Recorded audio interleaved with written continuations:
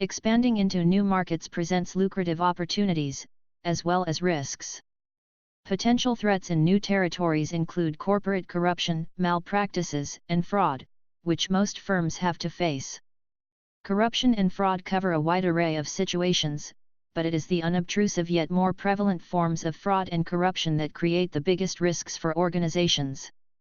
Corporate corruption and fraud can be characterized into 4 distinct categories. Understanding these 4 categories of corrupt practices prepares the executives to efficiently deal with the troubles they are likely to encounter in their careers. Bribery, grease payments, extortion, employee fraud, corruption, bribery.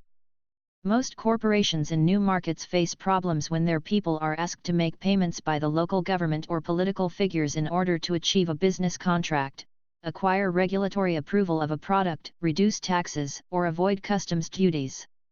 It is illegal in ethical companies to pay bribes by both the local as well as home country laws. Managers hardly ever make payments openly. This is mostly done through agents or dealers, utilizing unaccounted funds, funding foreign trips, giving gifts, and making donations to non-governmental organizations as advised by the crooked officials. Grease payments. Grease payments are demanded for doing routine transactions faster. Most executives encounter requests for grease payment by both government officials as well as by private sector employees. In some regions, even commencement of a business is littered with hurdles at each step where executives are often pressurized to pay grease payments or suffer undue delays in processing simple tasks. Extortion. In some countries with ineffective rule of law, dishonest officials demand money from businesses by coercing their executives or threatening their operations.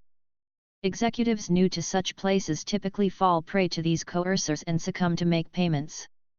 Such threats and intimidation are often real based on the coercer's reputation and past actions. Employee fraud.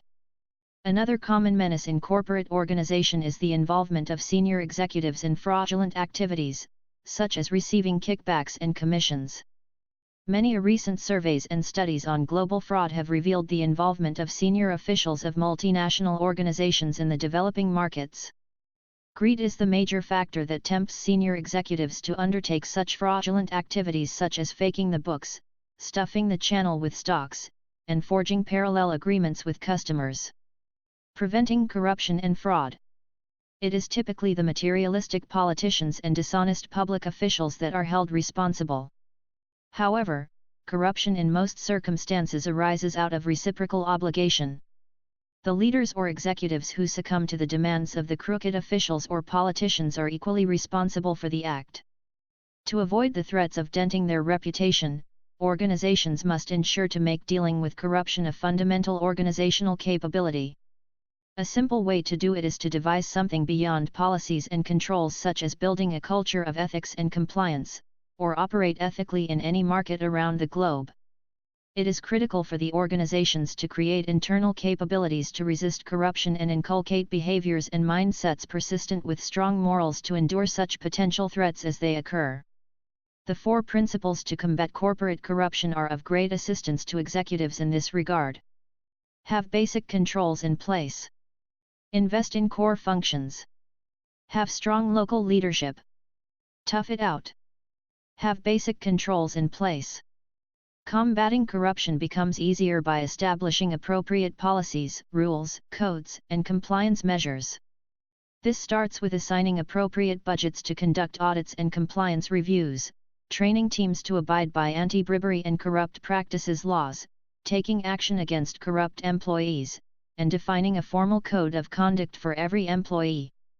Effective processes for discounts, gifts, travel, and charitable contributions be laid out, and there should be proper communication of all these policies, codes, and rules to all stakeholders including the customers.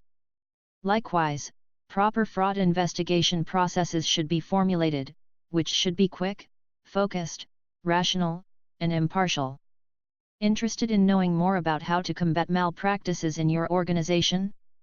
You can learn more and download an editable PowerPoint about corporate corruption and fraud here on the Fluffy Documents Marketplace. Please find the link in the description below. Are you a management consultant? You can download this and hundreds of other consulting frameworks and consulting training guides from the Flavi Pro library. Link is in the description below.